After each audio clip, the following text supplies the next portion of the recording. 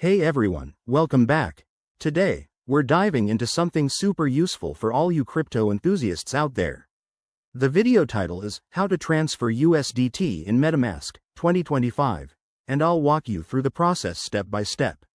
Whether you're new to crypto or just need a quick refresher, this guide will help you transfer USDT, which is Tether, a stablecoin pegged to the US dollar, using the Metamask wallet. It's straightforward, but always remember to double-check everything for security. First things first, make sure you have Metamask installed on your browser or mobile device. If you don't, download it from the official website and set up your wallet.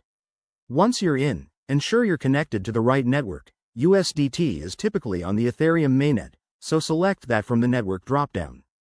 Next, add USDT to your wallet if it isn't already there. Click on Assets, and then Add Token. Search for USDT, select it, and confirm. Now, you're ready to transfer. Go to the Send button in Metamask. Enter the recipient's wallet address. Double-check this to avoid any mistakes. Then, specify the amount of USDT you want to send.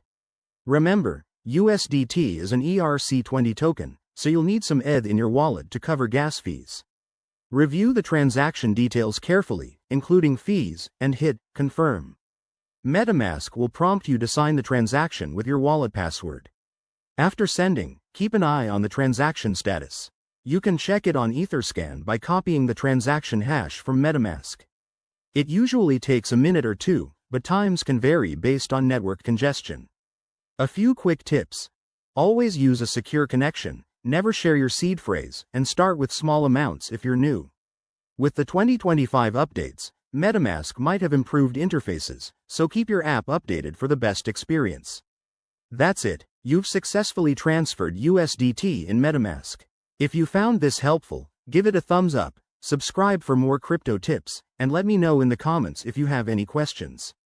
Stay safe out there, and see you in the next video.